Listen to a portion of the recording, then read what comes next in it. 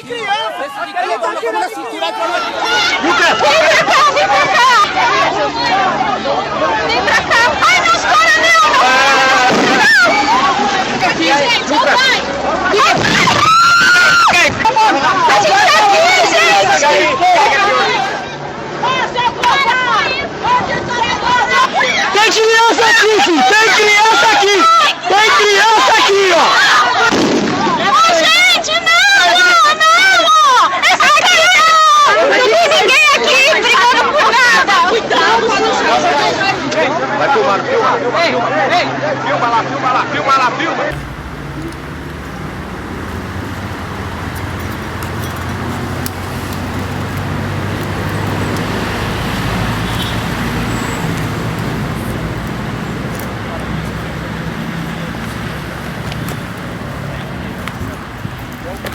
Sabe onde é o Pinheirinho? Onde era? A Rua do Pinheirinho. Onde era que acabou? A Rua do Pinheirinho, número... A minha casa é número 22. Ah, meu filho, eu sou do norte. Nasci no norte. Nasci no dia 11 de fevereiro de 44. E 28 anos que eu tô aqui. A senhora veio por quê? Porque lá as condições eram mais ruins para tirar meus filhos. Eu morava em Minas e fui para Porto Alegre. Tenho 15 anos em Minas, morando em Minas. Me casei lá, criei 14 filhos e agora estou por aqui casado de novo, com 2 anos e pouco, mas estou judiado.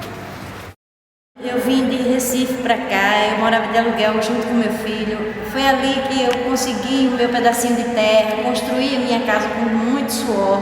Eu e meu filho, meu marido trabalhando. Cada centavo da gente que a gente fazia hora extra, que a gente desce, era tudo para comprar bloco, telha, cimento, para construir um lar para a gente. E quando estava construído, que a gente achava que o sonho da casa já estava realizado, aí veio um e acabou com tudo. Tudo destruído. Uma tristeza muito grande na minha vida com ela. Eu nunca pensava de ter alguém que pudesse fazer uma corrida dessa tão grande. A gente esperava, ia passar os 15 dias, que esses 15 dias era para resolver tudo, né? Antes dos 15 dias fizeram isso. Eu me levantei 5 horas da manhã, aguei o jardim, que a minha casa era rodeada de prata. Fiz café, tomei café, aí fui desligar a luz. Quando eu saio para fora, já os helicópteros estavam cruzados, soltando bomba de gás. Foi um desespero, filho, foi um mau desespero. Isso não sai da minha cabeça nunca. Assim, ó, por isso tudo tomado. Aí eu falei, seja o que Deus quiser, eu vou fazer café e vou tomar e tomar meu remédio, para me ter força e coragem para enfrentar. Aí eu estava com tanto ódio, olhei para um policial, olhando bem na cara dele. Se eu tivesse uma arma de fogo, agora eu matava vocês todos. O que vocês estão fazendo não existe. Nem você, nem o prefeito, nem a juiz. Ter botado todo mundo na parede, todo mundo sair, não era nem para olhar para trás. Não. Assim, olha, fecha a porta, né? Chegaram 3. Fecha a porta. E, não olha, e vai embora e não olha nem para trás. Eu olhei para a arma do policial e falei para ele, atira. Para ele atirar. Ele já acabou com tudo mesmo e começou a chorar. Policial? Policial chorou. Aquele terreno passou 30 anos antes da gente ocupar, sem ter nada em cima. Não tinha função nenhuma aquilo ali. Era um terreno que só tinha o quê? Lixo e outras coisas. E as famílias ocuparam ali, não porque a gente queria ser melhor do que os outros, é porque a gente não tinha onde morar. Outro dia eu estava comentando, até os cachorros, quando a gente tira do lugar, tem um lugar para ir, tem um abrigo, tem isso, tem aquilo outro. Né? E a gente que é ser humano, o pessoal jogado na rua, sem direito a nada. Eu não tenho um filho aqui, né? E nem uma filha. Estou sozinho, né? Sou eu e Deus. Das pessoas ter cuidado comigo, né? Eu mereço cuidado. Os mais velhos não tem valor mais. Depois disso aí que aconteceu, a minha família daqui pra frente não vai ter mais nenhum vínculo comigo. A não ser que eu vá na casa dele visitar, tomar um café, fazer alguma coisa. Mas igual era lá, não. Era todo mundo perto mais, do outro. porque foi tudo repartido. Tudo repartido. Cada um teve que seguir o seu caminho, querendo ou não. Agora eu vou falar pra tu, tô vindo Pinheirinho.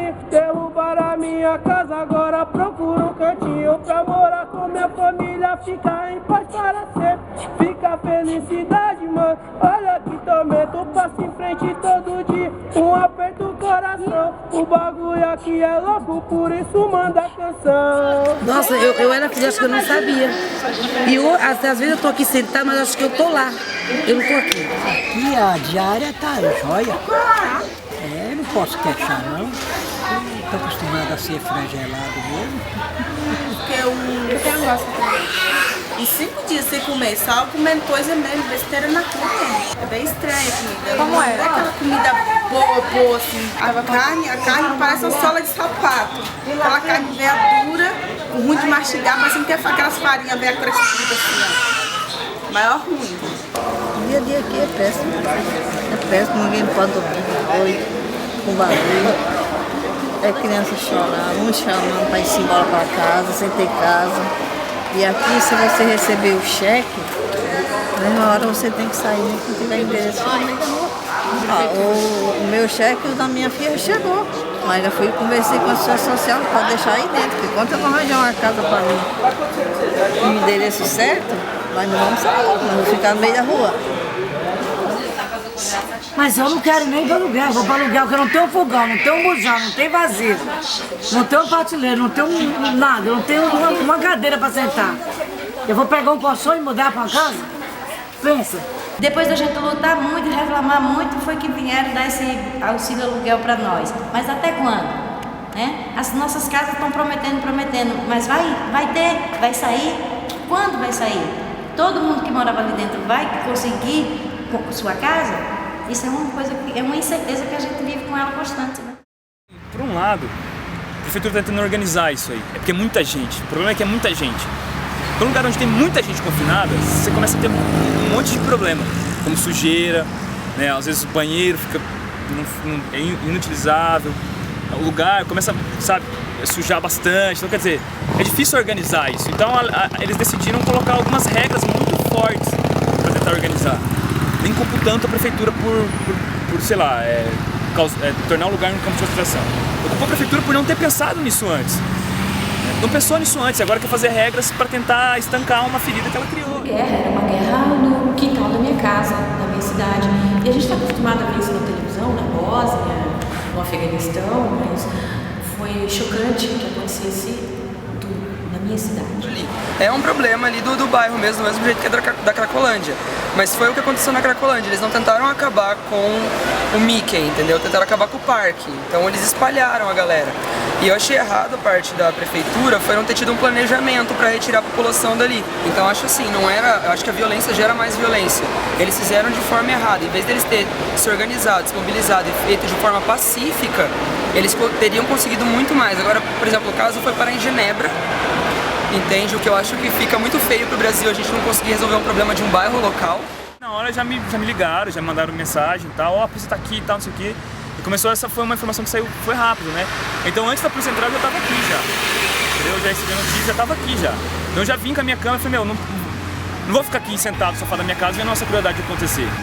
Eu fiz um filme baseado em depoimentos e baseado no pânico que eu senti lá. O que as pessoas precisam e o que mantém o controle social é o medo da morte. As pessoas se sentem acomodadas porque o Estado, primeiro, usa o monopólio estatal da violência para justificar a arbitrariedade. Então as pessoas ficam tranquilas com os massacres que elas presenciam.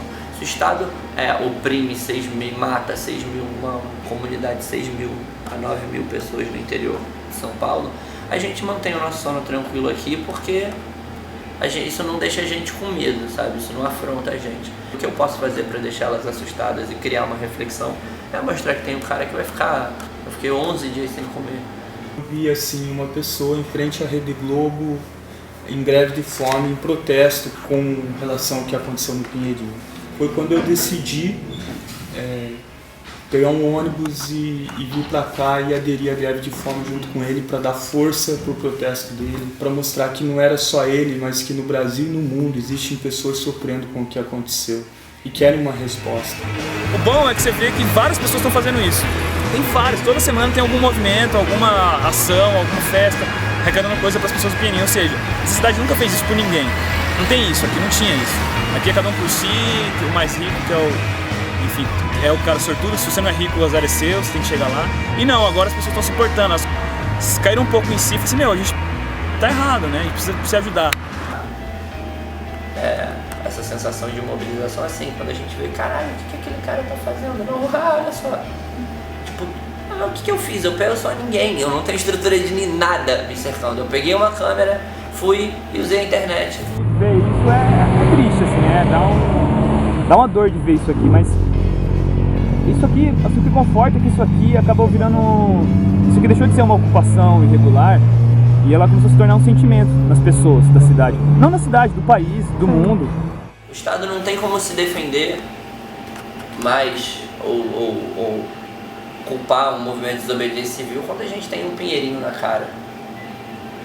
Sabe, o governador Alckmin fez um favor à democratização desse país, porque ele vai pagar por isso. Ele vai levar muita gente com ele. Porque isso não vai ficar impune, não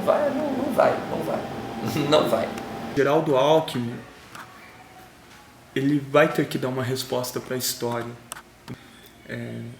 Se os políticos que querem extirpar a pobreza acham que eles vão conseguir apagar essa história, esse caso do massacre do Pinheirinho, eles não vão conseguir. Porque existem pessoas apaixonadas por aquele povo, no Brasil inteiro e no mundo, que não vão deixar as coisas ficar como estão.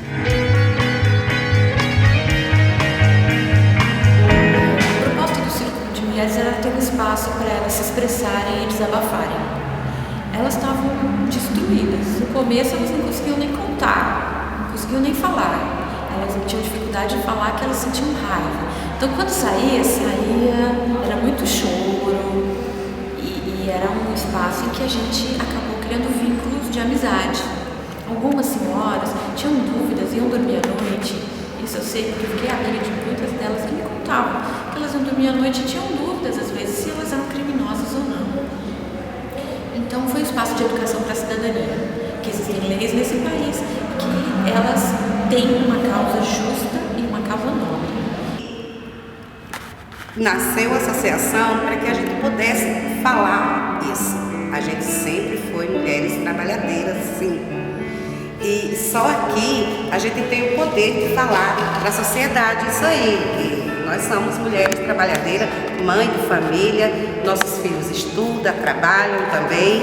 Nossas pernas, nós somos mulheres, nós temos atitude, nós é dona de casa, nós temos filho, marido, nós é o que está faltando o marido, a roupa, o banho, o almoço, tudo. Aí a gente tem que ter atitude, sem baixar a cabeça, a gente adoece e não vê a realidade depois. Tem que mostrar lá fora que a gente somos gente. Através dessa associação que eu estou vendo que está tendo uma força. A gente se anima, todo domingo a gente está aqui e a gente vê a cara de um, a cara de outro. E a gente está aí, pedindo a Deus que vá adiante. Sugeriu no início, e foi uma sementinha que foi amadurecendo, delas criarem cooperativas de trabalho. Então hoje a associação foi fundada no último domingo, que foi dia 5 de agosto de 2012, e elas têm um belo plano de trabalho e elas estão muito animadas com esse sonho. Montar uma cooperativa para trazer trabalho para as mães do Pinheirinho, né? Para poder trabalhar, ganhar seu dinheirinho, né? Porque ficou difícil depois que saiu do Pinheirinho, ficou difícil conseguir um emprego, porque se afastou, saiu do desemprego, muitas delas não conseguiram voltar. Daí então a associação, a cooperativa, é bom para que elas venham, né, voltem a trabalhar e ter sua renda de volta. E a gente correr atrás das nossas casas, dentro da lei, com carinho, com amor, e levar às autoridades que a gente pode e deve e tem esse direito de ser ouvida, de nos escutar. Tirou de criança! Ele tá tirando a cintura pra uma criança!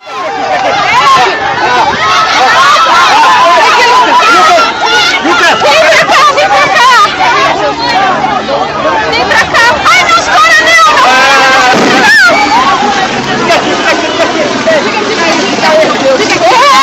Fica aqui, gente!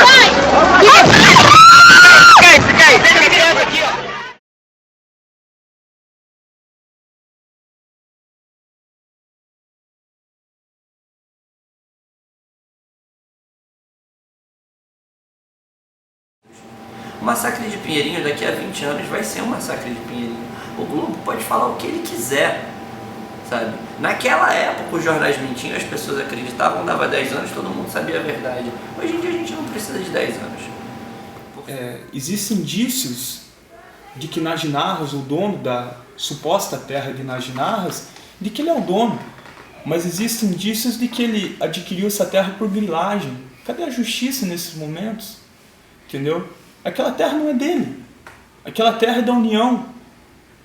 Aquela terra, você pega e coloca centenas de famílias na rua em prol de uma pessoa que já foi presa na década de 80 por quebrar a Bolsa de Valores de São Paulo do Rio de Janeiro e recentemente preso na Operação Satyagrahas contra por crimes financeiros.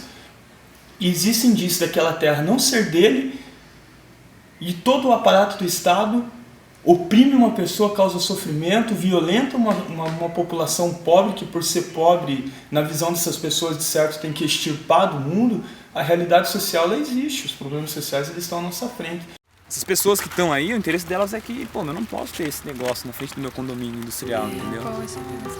Então, fazer negócio na frente de uma favela, né? Como assim? Estou numa cidade rica, uma cidade que, né, tecnológica, uma cidade que Califórnia brasileira, então cai nisso, né, cara? Hoje o não ter favela é um índice de, nossa, não tem favela naquela cidade, né? Mas a custo do que não tem favela? Há muito tempo todo mundo estava oprimido, né? Pinheirinho era muito bom, muito. Mas com a desocupação todo mundo se perdeu. Muitas pessoas estão oprimidas ainda com aquela dor, que pode passar muitos e muitos anos, aquela dor jamais vai sair, ela vai ficar dentro de nós. Nós não roubou nada, nós construímos. Ao contrário, eles destruíram o nosso sonho. O sonho não acabou, o sonho continua, só que a gente tem que correr atrás dele, né, e fazer com que ele se realize. E só depende da gente. Eu acredito em Deus que eu vou ter minha casa. Eu tenho fé. Todos aqueles que estão no Pinheirinho ainda vai mostrar lá fora para a sociedade. Olha, eles conseguiram a sua casa. Eles estão pagando direitinho. Então, isso aí, eu ainda vou mostrar. E dizer assim, nós vencemos. Eu queria simplesmente ter na vida um quintal de mato verde pra plantar e pra colher, ter uma casinha branca de varanda com quintal e uma janela para ver o sol nascer, ter uma casinha branca de varanda com quintal